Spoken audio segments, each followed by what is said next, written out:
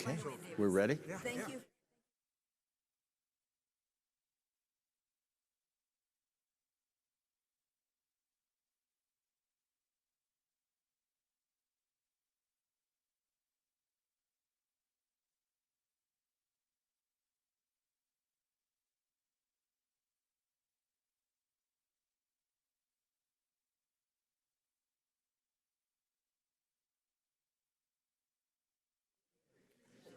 Good evening. Welcome to VPC. I have the job of introducing someone who needs no introduction, favorite son of Arizona, Senator John Kyle. Let's greet him with a round of applause.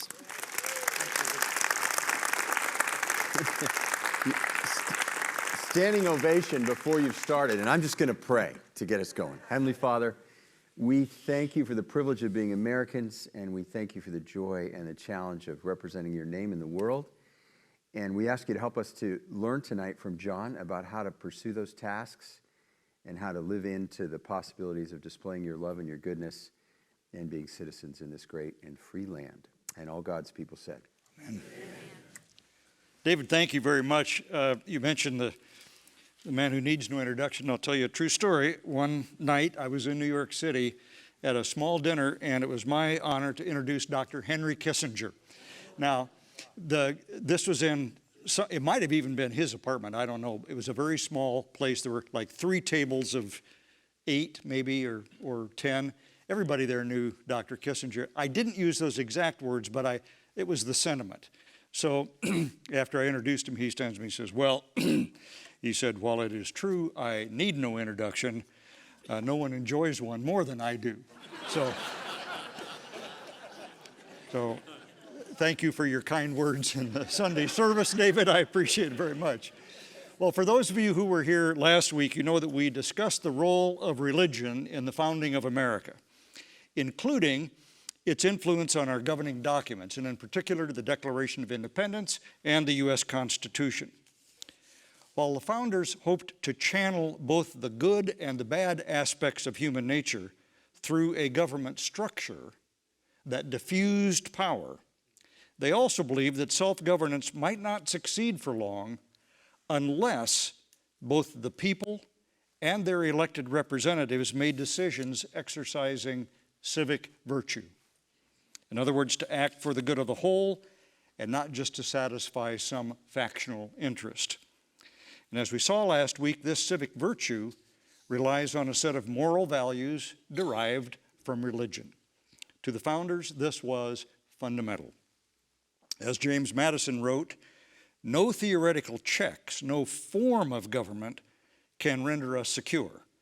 To suppose that any form of government will secure liberty or happiness without any virtue in the people is a chimerical idea. So they believed that this civic virtue was necessary to self-governance. But I would say in November of 2021, a majority of Americans are disappointed in their government. They see their various governments as ineffective, intrusive, costly, unrepresentative, slow, sometimes even corrupt. And as a result, there are calls for radical change in the federal government in particular. While both conservatives and liberals complain about different things, what I will address here are proposals designed to speed things up and empower simple majorities to make policies for the country. Tonight we will explore how our system was designed to work, and I will offer the belief that by and large, that system can still work without major changes, and that our constitutional structures today are preferable to those proposed changes. I will also assert that there is little wrong with our system that a little more civic virtue would not correct. So we begin our study by re-examining the precepts of the creation for the new American government in 1787, when the U.S. Constitution was written in Philadelphia. At the time, local and state governments determined almost all policy. Federally, the only governing body was the Continental Congress, a weak legislative body that no one thought capable of satisfying the responsibilities of a federal government for a growing country. During the war, it had failed to raise funds necessary to support Washington's troops. As a result, both state and private debt had been incurred to finance the war, and both foreign and American creditors were anxious to be repaid. States were fighting against each other, including by imposing taxes and tariffs and trade quotas to disadvantage other states. And American shipping was vulnerable to disruption by other nations and privateers because there was no American Navy to protect them. In 1786, therefore, a group of leaders met in Annapolis and decided to meet again the following May in Philadelphia to try to empower the existing government to solve these problems. Even before they arrived in Philadelphia, however, most of the 55 delegates understood that much more than just tinkering with the Articles of Confederation was needed, that they had a unique opportunity to create a brand new government to satisfy the ambitions expressed 11 years before in the Declaration of Independence, and to stop unhealthy economic competition among the states. Arriving early from Virginia, James Madison drafted a rough proposal which, in broad outline, is remarkably similar to what was eventually adopted. The very first delegates' vote established the commitment to create an entirely new federal government and not merely amend the existing Articles of Confederation. And it's interesting that as heated as some of the debates were, there was a remarkable consensus on major points. One, the delegates appreciated that the new challenge was to create a government strong enough to protect the rights of the people, but not so strong as to be able to take those rights away. Madison in Federalist 51 has one of the best formulations of this, I think, possible. He said, if men were angels, no government would be necessary. If angels were to govern men, no external nor internal controls on government would be necessary. Problem, of course, is men are not angels. So think about this. Well, while there were a lot of practical problems that the new government would have to deal with, their first concern was to protect the God-given rights of life, liberty, and the pursuit of happiness declared by Jefferson 11 years earlier. Another early consensus was that there should be 3 branches of the federal government in order to disperse power, that the legislative branch, which they assumed would be the most powerful, would itself also be divided. First, in a House of Representatives, and that would be designed to reflect most directly the immediate will of the people. It was to be elected every 2 years by popular vote with a plurality winning each seat. And this satisfied the fundamental concept of majority rule by we the people. However, the founders also had a healthy skepticism of rule by pure majority, having witnessed too many examples of anarchy or near anarchy in the years before and during and right after the Revolution. An example was the Shays' Rebellion in 1786. By the way, this was all about farmers objecting to a new whiskey tax. But George Washington was alarmed at this. He wrote letters to Madison and John Jay, worrying about the anarchy of the mobs, to use his phrase. Well, to mitigate concerns about such passions in the moment, the founders also created a second house, the U.S. Senate, which was not popularly elected. Remember that originally state legislators appointed the members of the United States Senate. Members have 6-year terms, and each state has an equal number of 2 senators. A third, not quite unanimous consensus was fear of a monarchy. There were a couple who I don't think really feared a monarchy that much, but all the others did. And most of the delegates wanted a greatly restricted executive branch, even while they appreciated the need for somebody to execute the laws. A fourth consensus was the need for a judicial branch to respect the rule of law. And finally, and for our purposes tonight, the founders saw the need for policy to be developed through negotiation and compromise, and for an increasingly large country to make good policy decisions for the whole people, not just factions. They sought to create a structure that produced broad consensus, thus assuring support from the largest number of the population. And among the mechanisms to achieve this result are the following. And these are all, again, part of the Constitution. First, you learned in 8th grade civics how a bill becomes a law. It's a complicated process.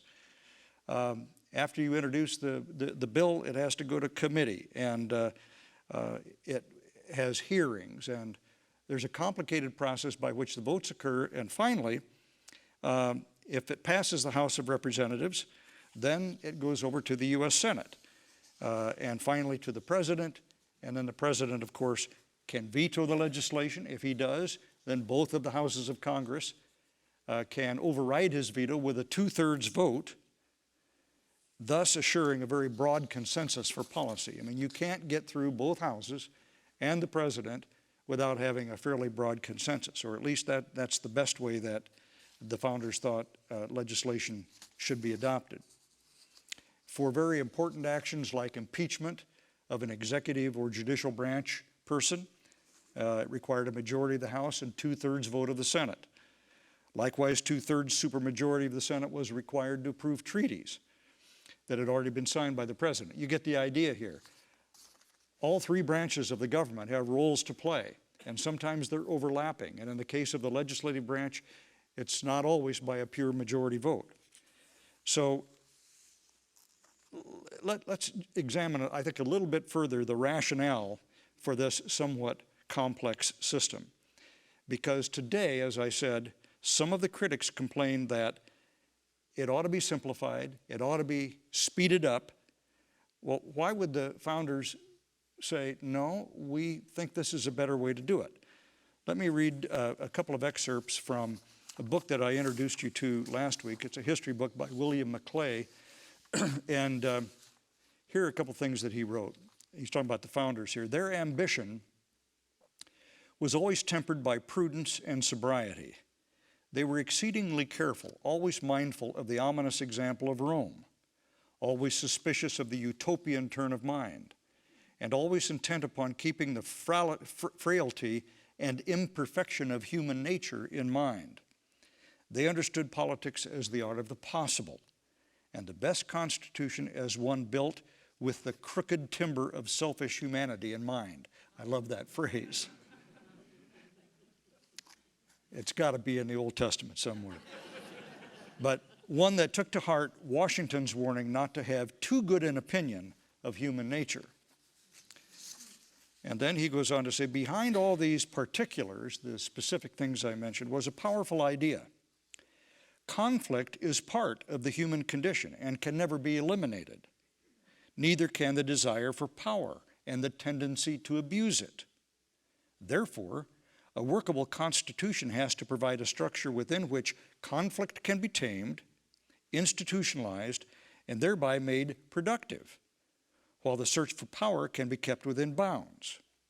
Like an internal combustion engine, such a constitution should be designed to redirect the energies released by the explosions that take place within its chambers, using those energies to drive the work of American governments and enterprise. It should be designed to work with the grain of human nature, not against it.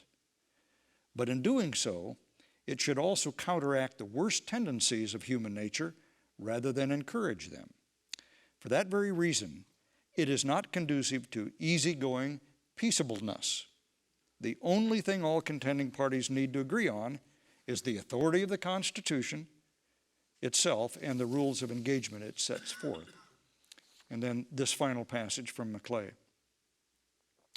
We think of diversity as something new in American history. But in fact, the conduct of American life has always involved the negotiation of profound differences among us. We are forever about the business of making a workable unity out of our unruly plurality.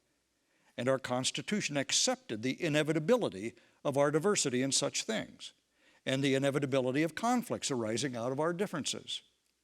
In addition, it recognized the fact that ambitious, covetous, and power-hungry individuals are always going to be plentifully in evidence among us, and that the energies of such potentially dangerous people need to be contained and tamed and diverted into activities that are consonant with the public good. Hence, we have a Constitution that is not, for the most part, a document filled with soaring rhetoric and lists of high-sounding principles.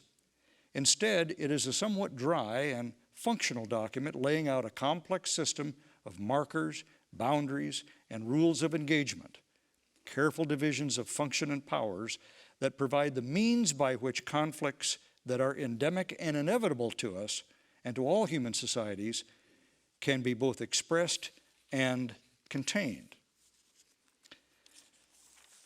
In addition to the structures of the Constitution itself that I just referred to, over time, both Congress and the executive branch and the courts have devised procedures for their operations. So it's not in the Constitution, but here's how they're implementing the Constitution.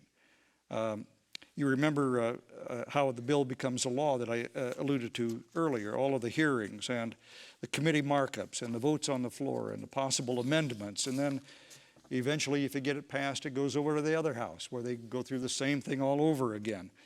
And if there are differences between the two versions that are passed in the House and Senate, they have to go to a conference committee where they have representatives of both houses sit down and try to negotiate the differences between them. And then if they are able to do that, that compromise then has to go back to both the House and the Senate to be voted on again. And eventually gets to the President. Well, this is not simple, and it's not quick.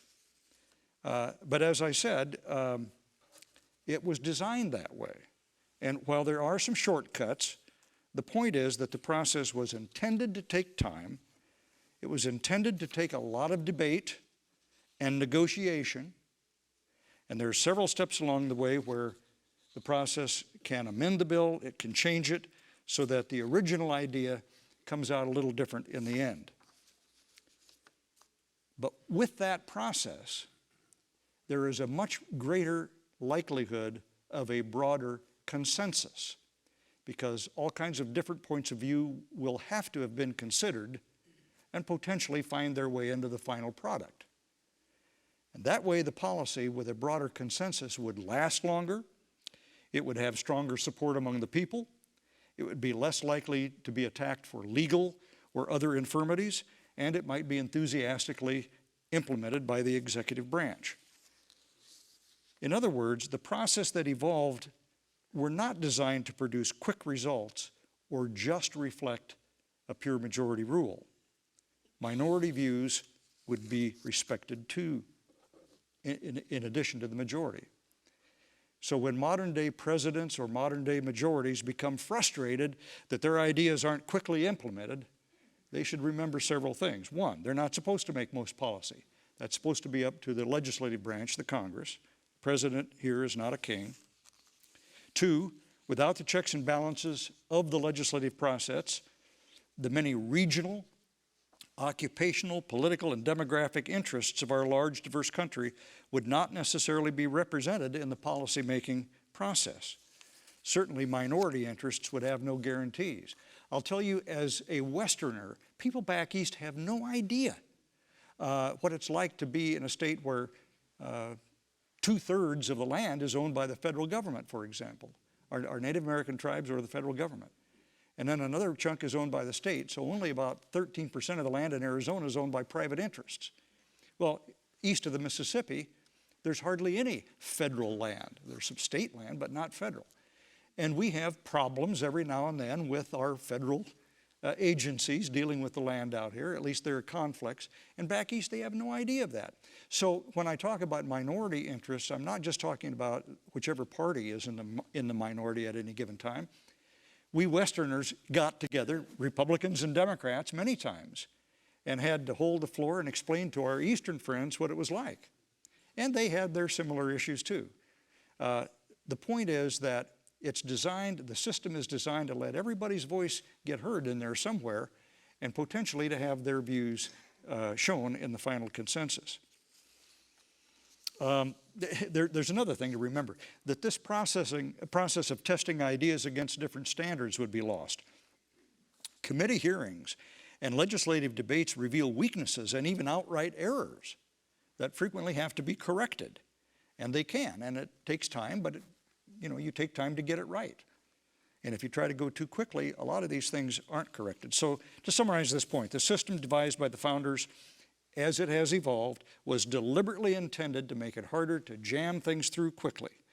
The founders thought that it was better to take the time to try to get it right, to be sure, and thus to have the broadest consensus possible rather than a winner-take-all approach. And I believe that experience has revealed the wisdom of this approach. Now, before moving on, I'd like to read some excerpts from another author who has done a lot of writing in this area. Jay Cost is his name. He's a senior fellow at American Enterprise Institute, and he's the author of books on Madison and Hamilton. And these readings are a little bit long, but I think that, again, it makes a point that I can't stress too much.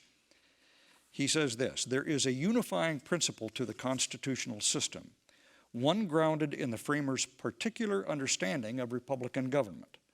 The system is purposeful in its demand that consensus among the people be achieved before government action. In that way, the Constitution reduces the chances that the government is corrupted into a majoritarian tyranny. He says this: after the rebellion against King George III as sovereign in 1776, Americans became the first society in the West to craft institutions of government where the people alone exercised sovereignty. Yet the Americans did not adopt the simple democratic principle of majority rule, at least not in the same fashion as many in Europe would eventually do. The American founders were in a deeper conversation with the ancients, who likewise struggled with securing a good and just government. Although they had embraced popular sovereignty as the only legitimate form of government, Americans were still wary of its dangers and put together a more nuanced solution to the danger of republics being corrupted into mob rule. The American idea can be summarized simply as the search for consensus. You see the point I'm making here. A third reading from Jay Cost, talking about the founders. He said they were aware that degeneration into mob rule was the chief danger to any republic based on majority rule, whereby a majority of the people seize government control for their own benefit rather than for the good of all citizens. At the same time, they reckoned the probability of this happening decreased as the body politic became more diverse and the vote threshold before which a majority could act was raised. Both factors could combine to ensure any majority action received the backing of a strong, broad, and durable segment of society. It was in this way that the founders sought to empower benevolent majorities while restraining selfish ones. They figured that the greater the majority in favor of a proposal, the more likely it reflected the good of the entire nation, and therefore the more safely it could be enacted. On the other hand, narrow majorities, they believed, were more likely to be out for themselves and thus should struggle to enact their policies. This notion of consensus informs much of how our system of government functions. And I think Jay Cost is exactly right about that. In other words, he says the way to deal with factions is to force them to bargain with one another to find common ground. That's his formulation. And here's his conclusion. He said, critics of the Constitution dating back to the ratification debates do not give the framers sufficient credit. Ours might be a complex and difficult to understand instrument of government, but the complexity is purposeful. Having accepted the notion that the only legitimate fount of authority is the people, the framers set out to design a system that empowered benevolent majorities but restrained selfish ones. They believed that the best way to do this was to force the people to reach consensus before government acted. So the various checks and balances of our system were in truth traps to catch proposals that do not reflect a strong, broad, and durable sense of the people's views. It is important to appreciate, however, that consensus is not an end of itself, rather a means to an end, namely securing justice and promoting the general welfare, the two basic functions of our government. One of the changes that is now proposed this is primarily from the progressive side of the political spectrum, but it was also proposed by President Trump when he was in power, is the elimination of the Senate filibuster. And while I will posit that reasonable people can differ over this issue, I have a very good friend who differs with me on it, and he's very smart. After 26 plus years in the U.S. Congress, 18 of it plus in the Senate, as both a member of the majority and the minority, I believe that it would be a very bad idea to do away with the filibuster. And note, the proposals to eliminate it are always made by the group already in power. That's the group that would be benefited by the elimination of the filibuster in order to have even more power. So you can start with that in the back of your mind. This idea, I think, both offers us an opportunity to have an insight into how the Senate really works, which friends who haven't been there, I think sometimes find interesting, so I'm going to share it with you here. But I also think it's a way to usefully examine this question about power. And I have to start with a little civics lesson here about the difference between the House and the Senate.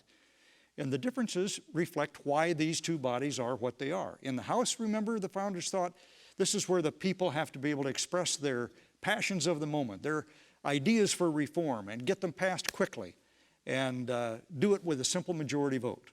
So the House rules enable that. That body basically says majority rules, period. And the first thing they do is they elect a speaker. And this speaker has total power, dictatorial power. Whatever she says goes. She appoints a rules, no, that's the way it is. And she starts by appointing, or he, but we have a Speaker Pelosi now, and she appoints a rules committee. It's handpicked, her most loyal troops, and they have a majority of about 2-1 on the committee over the Republicans, as it is right now. And when Republicans are in power, they do exactly the same thing. So the Speaker appoints this handpicked committee, and that rules committee sets out the rules for debate of any legislation. In fact, they decide whether a bill can go onto the floor or not. If they decide they don't want that bill to go onto the floor, it does not see the light of day. Doesn't matter if it came out of committee with a unanimous vote, whatever. That committee decides. And then they decide how long it'll take, whether any amendments will be authorized, and if so, by who. So, for example, the Rules Committee can say, this bill we will have on the floor of the House for 1 hour. And within that hour, we will authorize one amendment, and it's going to be offered by the gentleman from New Jersey. And there will be 10 minutes allotted for the proponent and 10 minutes allotted for the negative side of that. Other than that, it's discussion by equally divided time between Democrat and Republican, after which there will be a vote by the committee of the whole. That's what the rule says. That's it. The minority has no rights. I was always in the minority in the House. I might as well have been a potted plant. It was a good experience, and there are many other ways you can represent your constituents, but the minority has no rights in the House. Actually, I stand corrected. They actually have one right. After they lose, and they always lose, the Speaker doesn't put a bill on the floor that she's not certain of winning. So you lose. After you lose, you have the right to offer a motion to recommit to committee. You will lose that too. But that's the one right that the minority has. So no minority rights, the majority always wins on its terms, and this is the essence of pure democracy. Simple majority wins. If you're in the majority, it looks pretty good. And notice that there are no internal checks and balances there. If you're in the minority, you have to literally rely upon the goodwill of the majority for anything that you may need or wish. Now the Senate is a totally different story. The Senate, remember, was designed to be different. As one of the founders said, the Senate is like the cooling saucer to the hot cup of the House. I guess the way they cooled their tea back in those days was to pour it in the saucer and let it cool. That sounds very messy to me, but that's apparently how they cooled off the tea. So the Senate is supposed to cool it down. Let's take some time, let's think this through, and their processes are very different as a result. First of all, the majority really only has one right. The majority has one right, And that's the right of first recognition for the majority leader. So any morning when you start out, all of the senators can be on the floor, but if the majority leader seeks recognition, then the tradition is that that majority leader will be recognized. And that's actually a very powerful right, because depending upon what follows next, he can propose a whole series of things that his people back him on, and that can set the whole agenda for what happens. But still, there is a very big minority right that the Senate has that the majority does not have, and it's basically one of the two things that they say the Senate runs on. They say the Senate runs on unanimous consent and jet fumes. The reason for the latter is that if you're having a hard time getting something approved by the Senate, if you back up the vote to about 1:30 on Thursday afternoon, when all of the senators are looking at their watch, they got their tickets in their pocket, my plane leaves at 3:30, I got to get to the airport, those jet fumes have turned many a hardcore, no, I'm not going to allow a vote, to, okay, let's vote and get on with it.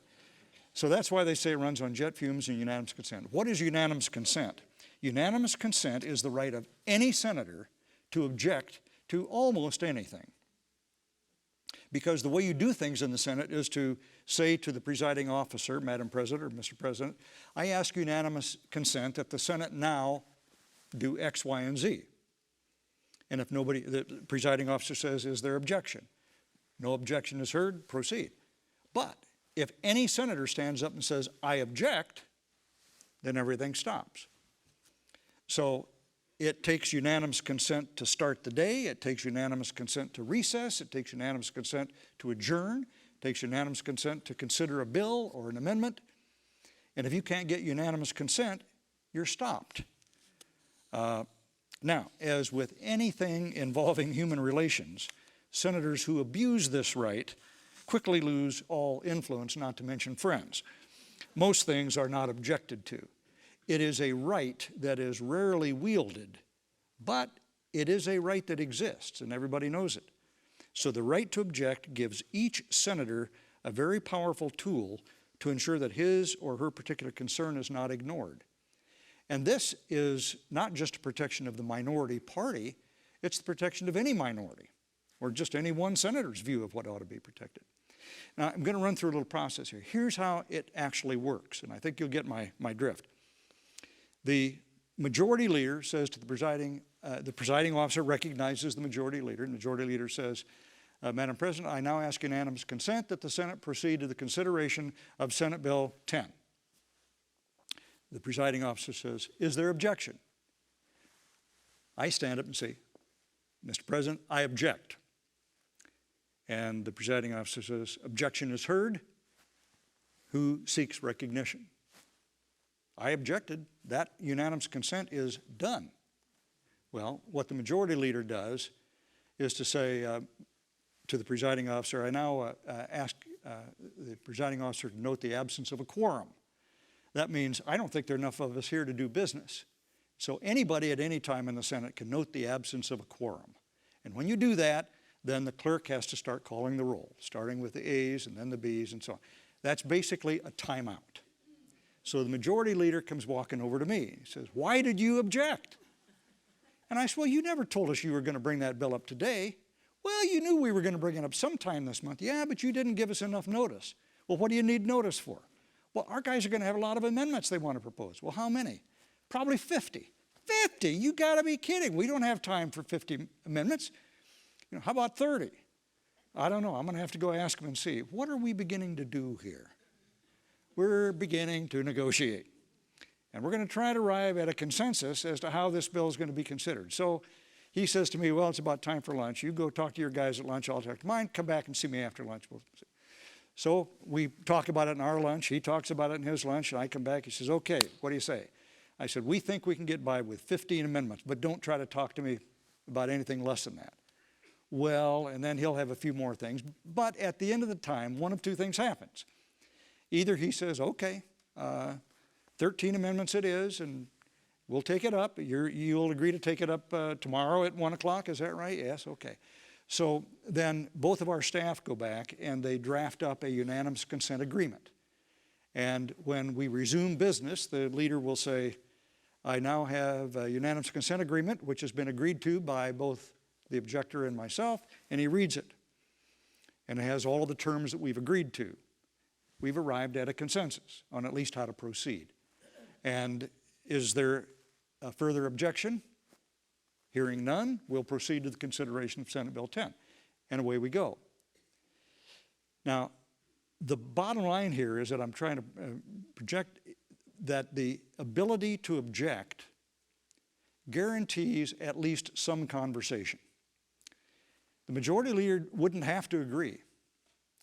He knows, for example, that I don't have any friends. I don't have any supporters for my objection. I'm all alone. Or I've only got 2 people that will side with me. So he doesn't have to agree with me on anything. He can say, you object all you want to, but I'm going to file cloture. And he gets 13 of his pals. They sign a cloture petition. 14 is all it takes. And once he files that, then in 30 hours, the Senate must vote on his unanimous consent request, in this case to proceed to the consideration of Senate Bill 10. He knows I don't have the votes to stop it. It takes 41 votes to stop a cloture petition. You can invoke cloture if you have 60 senators willing to proceed. So he doesn't have to agree with me. I at least forced him to negotiate. He may agree with me, he may not. If he thinks that I have 45 of my colleagues that are willing to support me, he'll negotiate with me. And sometimes he doesn't know, and that's where the job of the whip came in. That was my job. Do we have the votes or not? And sometimes you didn't know for sure. But what happens is that you can shut off this objection if you have 60 senators willing to proceed, to vote to proceed. If you don't, if you only have 50 or 55, let's say, and there are 45 who support the objector, then you cannot proceed to do that. So you put it off. Now, he may come back a later day. He may take a month to negotiate with me behind the scenes to try to figure out a way to take that bill up, which is probably what would happen. Or he may drop it altogether if he figures that my friends and I are not going to ever let go here. But what this does is protect the rights of a significant minority. 40% of 100 is a pretty significant number. And the idea of cloture was to have a process by which the majority will could prevail if it were a sufficient majority. Until 1975, that number was 2/3. So to proceed, you had to get 67 votes. Well, whoever was, Robert Byrd and the Democrats were in charge, and they said, this is too hard. We're going to change the rule, bring it down to 60. So after 1975, it only took 60 votes to invoke cloture. So the idea is that if there is a sufficient minority to at least cause a negotiation, if not the development of a consensus, then that minority ought to be protected and see if a consensus can be developed instead. How does this relate to the filibuster? The filibuster is actually a process that is outmoded. It became famous when Jimmy Stewart, Mr. Smith Goes to Washington movie. The filibuster is when you didn't have any friends. It was just you, or maybe you had 1 or 2 friends. And you want to make a point. And the only way to make the point is to talk all night. And so that's what Jimmy Stewart did. And there have been times during the debates over the civil rights legislation in 1964, for example, Southern Democrats filibustered that legislation quite a bit. But the filibuster really is nothing but a showboat deal, because you either have your 41 votes to stop cloture or you don't. And if you don't, there's no point in making all your colleagues mad by talking night after night after night. First of all the staff has to come in so they don't get any sleep. It makes everybody angry, and like I said, all it does is make enemies. So it is rarely used anymore, the filibuster, talking all night, rarely used. What the progressives really object to is not the filibuster per se, but what they object to is the ability of a minority to hold up the majority. They object to the fact that it's not a pure majority rule like it is in the House of Representatives. So the real question here is not the filibuster, but the right of objection and the votes required for invoking cloture. As I said, the progressives and President Trump, to be fair here, when he was president, would have required that votes in the Senate could prevail with a mere majority, 51 votes. Now, you've heard all about the reconciliation bill and the bill that the Democrats are trying to put together right now. There is one exception to this rule, and that is under the Budget Act. It was deemed to be so important to have a budget that it couldn't be filibustered. You have to be able to have a vote on the budget. And so that one exception exists in the law. But there are a lot of rules as to what can go in the budget. And you remember on TV you've heard about how the parliamentarian ruled that the Democrats couldn't put certain things in their reconciliation bill. Well, that's because they didn't fit within the rules of the budget. If it doesn't pertain to spending or taxing money, then you can't put it in there. But other than the reconciliation bill as part of the budget process, the 60-vote for cloture rule still pertains. And as I said, the theory is that 40 out of 100 is a significant enough minority to be protected. And in my experience, I think that was important, even though I was on the losing side of some of those votes. But unless there's a substantial consensus for legislation, and this was the founders' idea, then, and certainly 60% is a pretty fair definition of a substantial consensus. The founders' view was, unless you get that kind of a consensus, it's probably not worth having anyway. Let me now, we're done talking about the filibuster. I just want to note that there are some other traditions and procedures and even some rules in government that tend to either slow down the process or encourage negotiation. And I am struck by this inconsistency. I hear, and I heard this right toward the end of my time in the Senate, you need to go back there and work with Democrats and get things done. We didn't send you to fight with each other all the time. You need to negotiate and get things done. And frequently, those are the same people that want to eliminate the unanimous consent requirement, the requirement for 60 votes to pass legislation, which is exactly what protects the minority rights. If these folks want to go back there and get something done, ask them when they're in the minority. And usually the answer is, well, not so fast. So you don't want to destroy the very procedures which facilitate and maybe even force negotiation. And the right of a senator to object does, to some extent anyway, force negotiation and fosters, therefore, the development of consensus. Now, it ought to be a matter of goodwill, I grant you. We shouldn't have to force people to do something that is for the good. But sometimes it takes a little prodding, some kind of requirement or inducement to talk to each other. And certainly the unanimous consent procedure can provide that inducement. Now, I'll just wind up here. If our public servants were less inclined to follow their political party dictates and more willing to try to work for the common good, as I said, these incentives would be unnecessary. But as we've seen today, both political parties, or at least some people in the two parties, and a lot of their constituents, their so-called base, argue that they should never compromise, that they need to hold firm. I can remember when my party here in Arizona passed a resolution condemning John McCain because he talked to Democrats. Well, that's stupid. That ought not to be the rule. And the founders were fearful of that. But they thought at the end of the day there would be enough civic virtue that they could count on people to talk to each other. Let me just give you a couple of ideas. And I choose the first one, or examples, I should say, of doing something for the good of the whole rather than just your faction. Now, this first one I picked deliberately because I think if I asked for a vote in the audience before I cite the example, half of you would prove my point, but I won't point out which half. It is known as a fact, a certainty, that unless something is done to change the way that Medicare and Social Security operate, they will both be broke.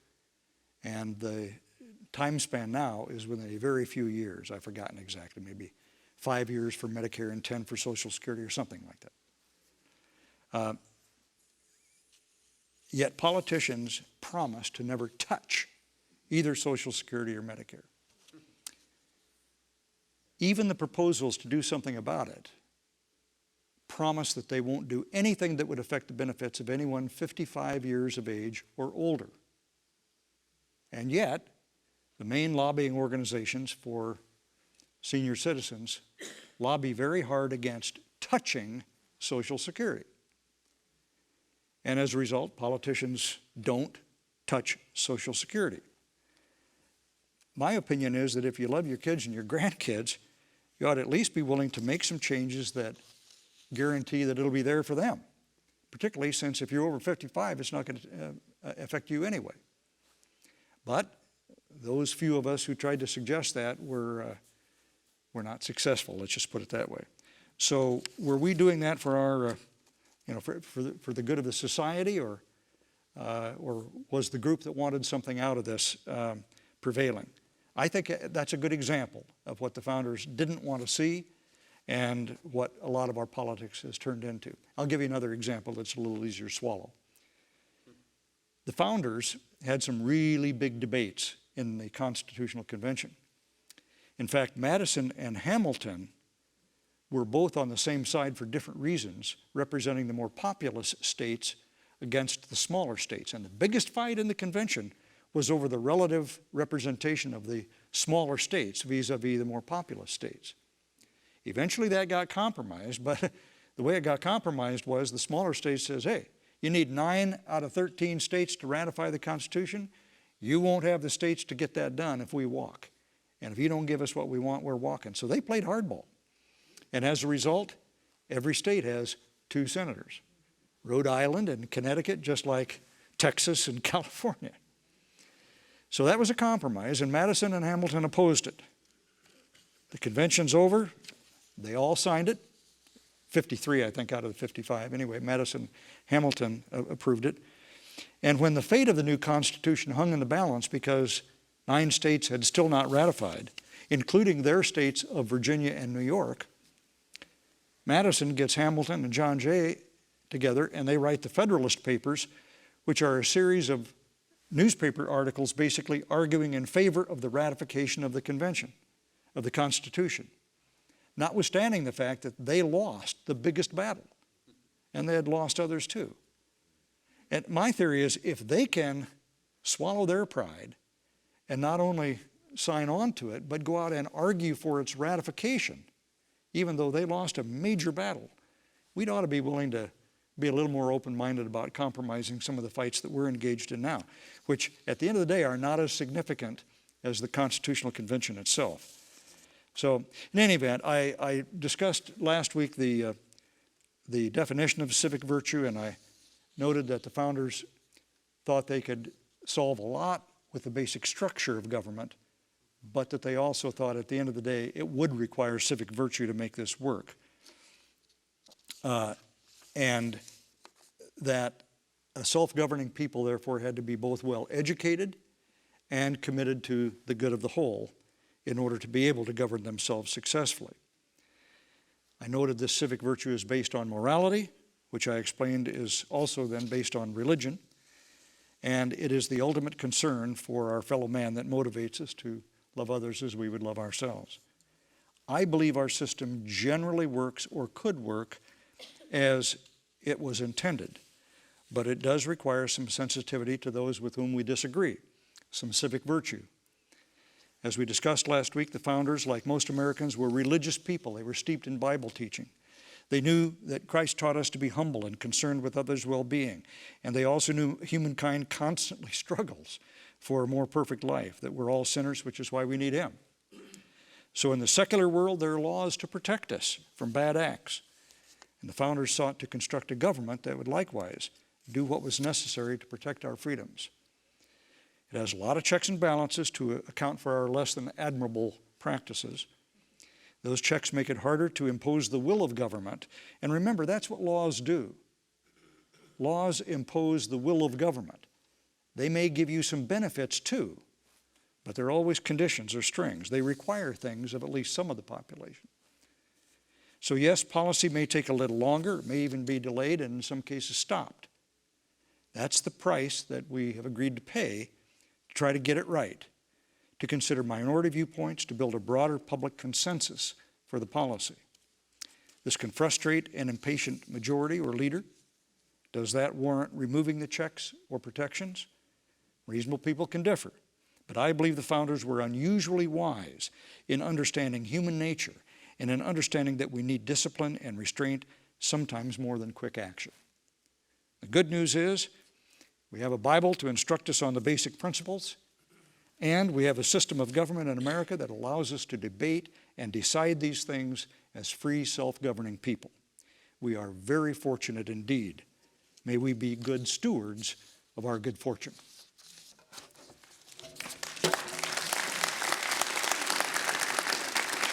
Thank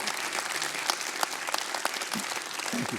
That was a little longer than last time, but I guess I left a little time for some questions here, right? Yeah. So, We have a microphone here if folks want to ask questions in response to that. or Wonderful lecture. a response, any debate is free too here. So Yes. you don't have to agree. Contrary comments are Yeah. perfectly Senator Kyle, would you legitimate. speak to us a little Gary? bit about? Yeah, I'm sorry. I'm sorry. Would you speak to us a little bit about the Electoral College, just for a few moments? Yeah, the Electoral College is one of the compromises that was made, which was primarily, well, first of all, they had to figure out a way to elect the president in a country in which there was not very good communication, there wasn't good transportation. You know, we think of it today, we want the results of the election by 9 o'clock at night, you know.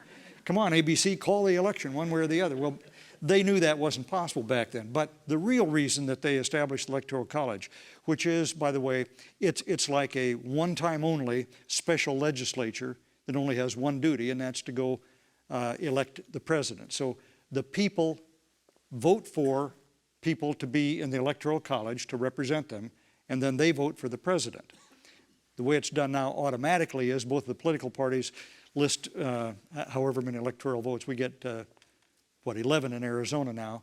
And so there will be 11 big shot Republicans and 11 big shot Democrats they put on the ballot. You don't even know who they are, but you're voting for them when you vote for the party nominee.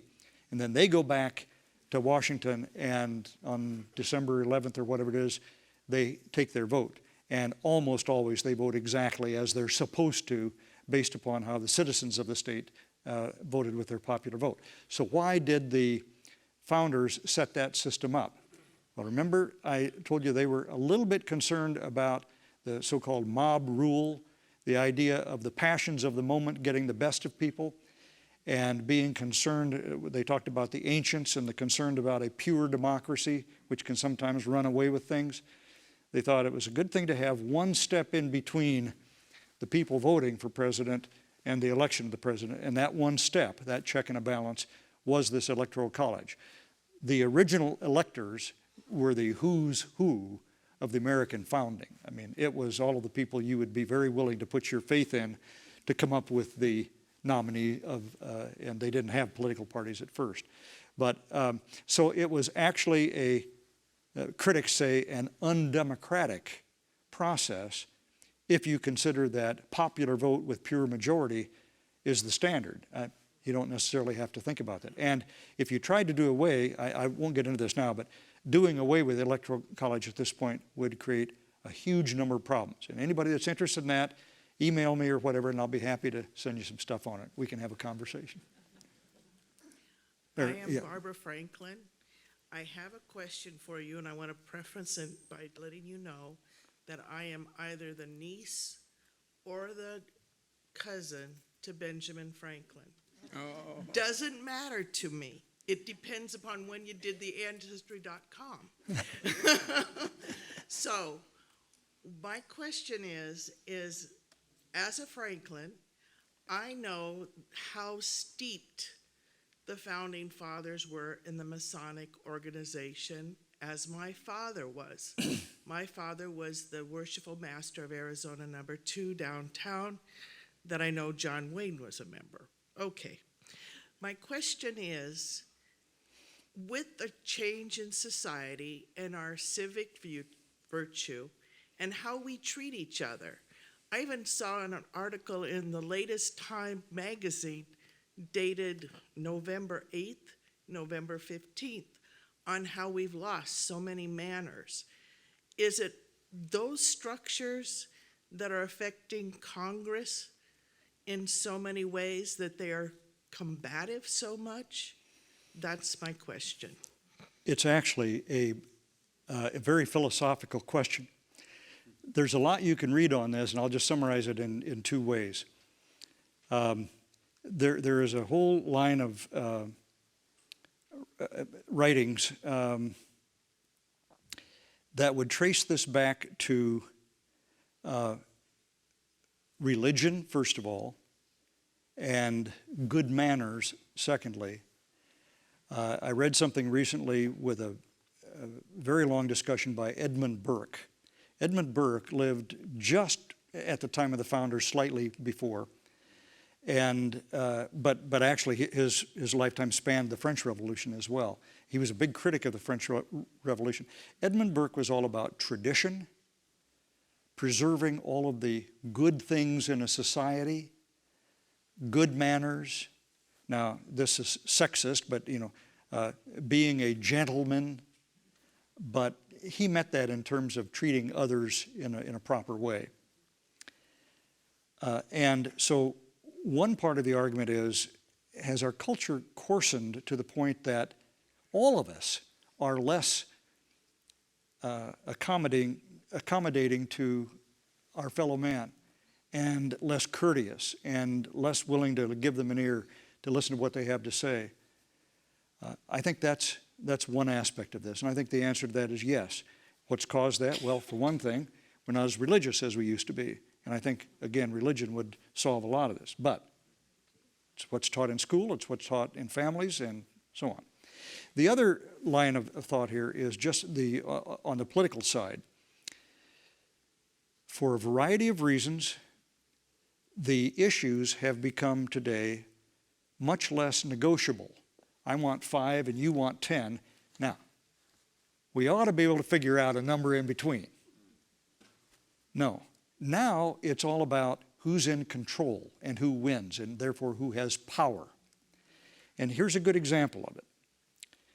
13 Republicans in the House of Representatives voted for this infrastructure bill. And if they had all voted with the other members of their party, President Biden would have suffered a loss. Nancy Pelosi didn't have the votes in her party because 6 of her people voted no. And if she lost 3 of them, she loses. So 13 Republicans, either because they thought their constituents wanted it, or they did it for their own political reasons, or they thought it was for the good of the whole, they defied the request of the minority leader and the minority whip, and they voted with the majority of the Democrats. Well, what is the news about all of that? The absolute, I have to be careful of my adjectives here, but the people who are most, who we think of as the deepest part of the Republican base, just can't understand this. These people are traitors. They should all be impeached. This is the worst possible thing that they could have ever done. And by the way, it's the same thing for the 6 that voted the other way. The other party, they didn't like them. It's gotten to the point where the fringes of both parties make such a ruckus if you do anything that in any way helps the other party or helps anybody in the other party, that it drives the politicians further and further to the edges. And if they don't follow suit, they get primaried. I guarantee you that former President Trump will probably try to figure out how he can run some candidates against these 13 Republicans for retribution. That's wrong, I believe. But if all you're worried about is whether Pelosi won or lost, well, you've got to keep your troops together so they can beat her, so they can win, so that the Democrats don't have a victory, so that Biden doesn't have something to brag about. Now, it's just as bad on the other side, believe me, and I, as a Republican, I could cite it the other way. But the point here is when the base of both parties and the political leaders of both parties and the media and the other people are egging them on, never compromise, always fight to win. You guys, I hear it all the time on talk radio, oh, the Republicans, they don't fight hard enough to win. Well, sometimes you can't, you know, the best thing is to do what you can do, salvage something out of it, but you can't always win. And sometimes it isn't even the smartest thing to try to win in the sense of defeating the other side. Maybe there's a policy. You know, it's amazing to me. The media never, hardly ever anymore concede that somebody might have voted based upon a philosophical point of view. Oh no. It has to be, and this is why, because the calculus has to be, is this good for my side? Is it bad for the other side? And a lot of the young media today, they honestly don't know any better. Zero-sum game. Yeah, they look at everything as a zero-sum game. And so it's not just manners, but that is a part of it. But it's also this political thing that you've got to beat the other side, because at the end of the day, everything is about power. And my answer to that is, if everything's about power, okay, now that you have it, now what? He said, not about the people. Yeah. So anyway, I've talked too long. Gary, I'm sorry. John, thank you for your service. I wish you were still back there.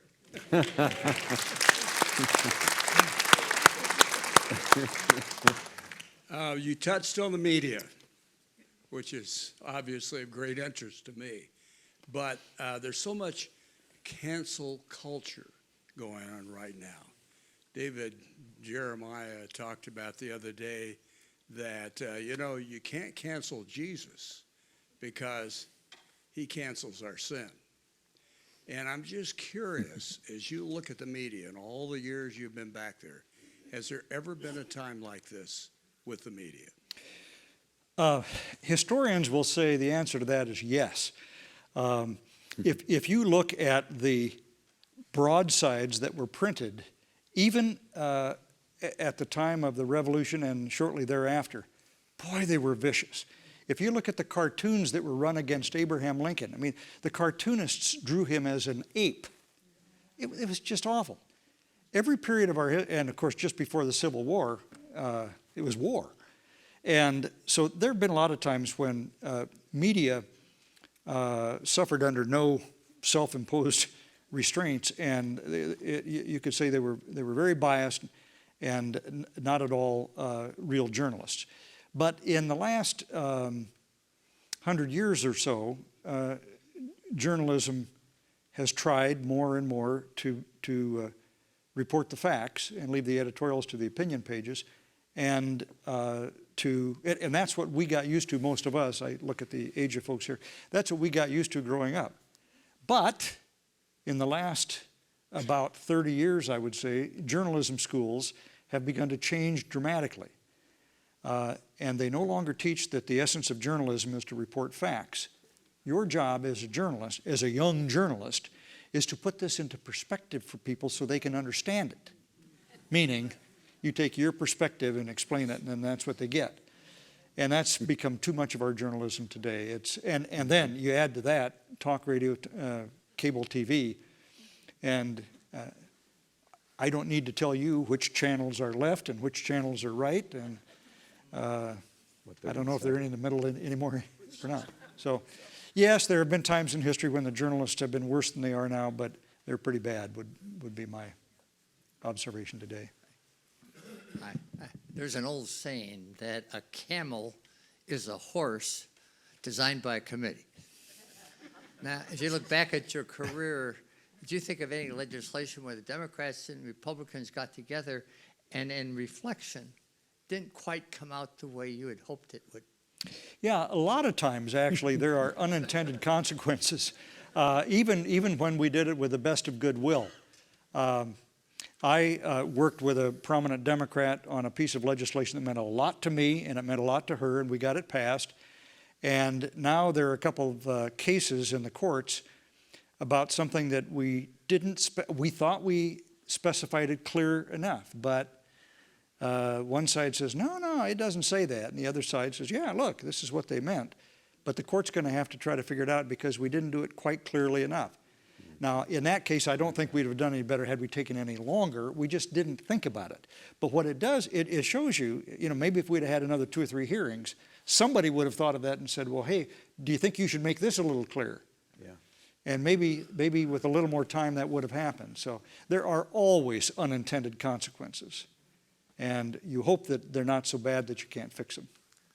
Since you've been in Washington, I'm sure that maybe you can explain what the Secretary of Transportation referred to as racist highways. Well, Republicans have been making a lot of fun of that, but what he meant was this. Back in the day that highways were built, sometimes they put them through neighborhoods that provided the least resistance. They were frequently poor neighborhoods, sometimes minority neighborhoods that didn't have a big political voice. And so the theory goes, those are racist highways in the sense that the people that they displaced 40 years ago didn't have the political power to stop their property from being taken and to have the highway go through. That's what he means by that. I'm going to take a point of pastoral privilege. This man's worked hard for us. I'm going to be able to bring this to a conclusion, but I'm going to ask him one final question. You've given us a deeper appreciation of the positive aspects of our system and our founding, and one question I've always wanted to ask you has to do with transparency. It seems as if there are other systems in which individual bills with specific topics are voted on, but we tend to have these giant bills without much actual public discussion and debate. Yep. Of the contents of the bills and the rationales for the bills, and instead, this takes place in horse trading behind the scenes that we never get to see between legislators. Could you comment on the level of transparency in our system? Yes, and I'll do it. I'll do a pro and a con. One way to get a very complicated and controversial bill passed is to take the vote before people know what's in it. And that's done more than you would imagine. It's frequently done on the big appropriations bills and big budget bills.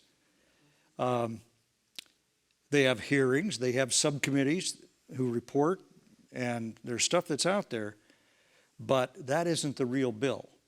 Because everybody knows that that's going to be hard to pass, and there are going to be a lot of fights about it and so on.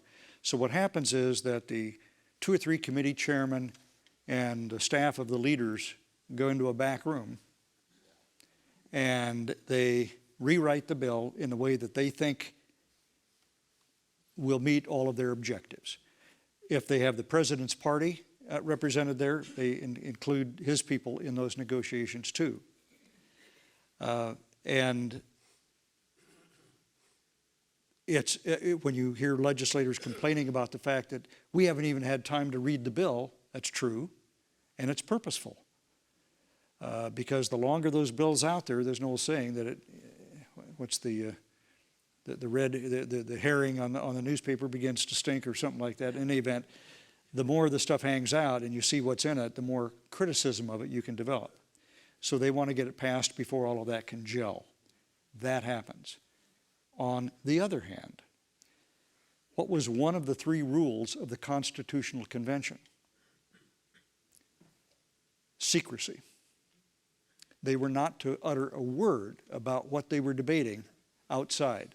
So for 4 months, they're up there in that hot second floor debating, and there was very little that leaked out. That same process is sometimes used, not sometimes, frequently used in Washington. Why? Because if you had everything debated right out of the open where everybody could always see it, you'd probably never get very much done. and people would not be candid, they would still go off into a room and start negotiating privately. Because sometimes you just have to say, you know, my people will kill me if I agree with you on that, but I'll tell you what, I'll do this if you'll do this for me. And you have to do some horse trading. And if your constituents were a part of that, they wouldn't like it necessarily. They wouldn't understand that some of that is necessary to get something done. So just like everything else in life, you know, do you want every discussion you've ever had known to all of your friends and neighbors and associates and so on? No, there's some things better left discussed among friends or family or whatever. And sometimes that's the better way to get things done in legislation as well. But that can also be abused, and it is abused. And the leaders would say, well, it's the only way we're going to get this passed. True, but that begs the question, should it pass? But there are times when the time has run out, you got to pass something, and so that's the way they do it. So there are two answers to your question, a good and a bad. How's that? Thank you very much for your attention. I really appreciate it. Thanks, David. Good question. Yeah, you bet.